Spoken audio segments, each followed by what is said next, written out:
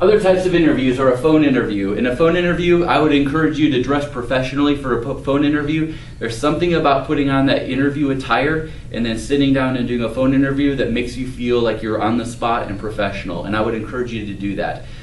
For some of you, it may be setting up your stuffed animals on the other side of the room so you've got someone to talk to, or having a good friend sit on the other side of the room and listen to answers and give you some good verbal and nonverbal cues that you're doing a good job. Again, whatever you need, make sure that you set that up well, but also think about the background. A couple years ago, I was doing an interview with RDs, and one of the RDs that we were interviewing pops open a can. We were hoping it was soda that he was popping open, and you could hear him guzzling it down. And then about 15 minutes later, we hear a toilet flush in the interview. And we were hoping and praying it was not him. But again, everything communicates something. Some of you are good walkers, and the only place on campus you think is to get out and away from the noise and distractions, maybe to go to the walking trail.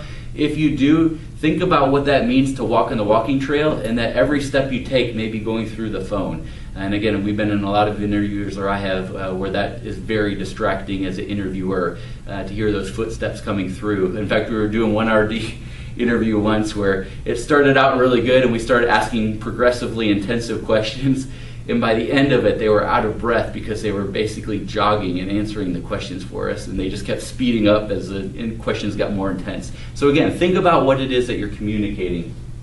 Web interview. Again, dress fully for a web interview. Do not be surprised if you are giving a web interview and you're talking to them and they say, hey, can you show me what's on the wall back behind you? I think I see a diploma up there or a picture. Would you mind helping us see what that is or pointing that out for us? And so if you dress up from the waist up for interview, you just got found out when you stand up to go get that picture off the wall.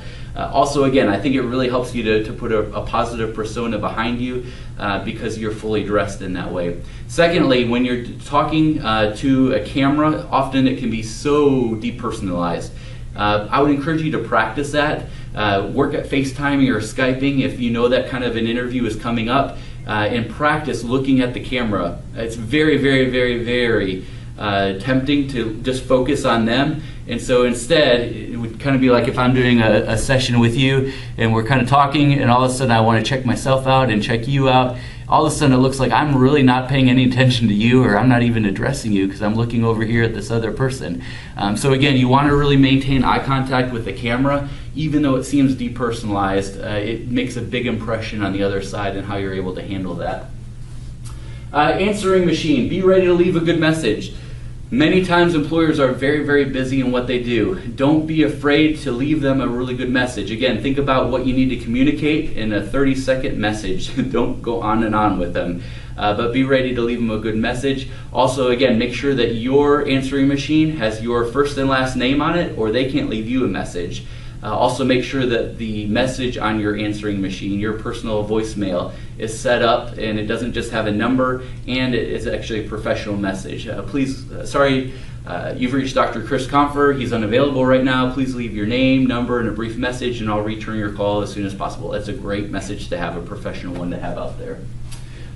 Informational interview. This is another type of interview that I would encourage you to think about. If you are looking at a field that you have no connections with, if you're looking at breaking in maybe into the vendor world, in fact, we've had a lot of alumni or some students that became alumni who took this route. I can think of one specific student who wanted to work for Disney.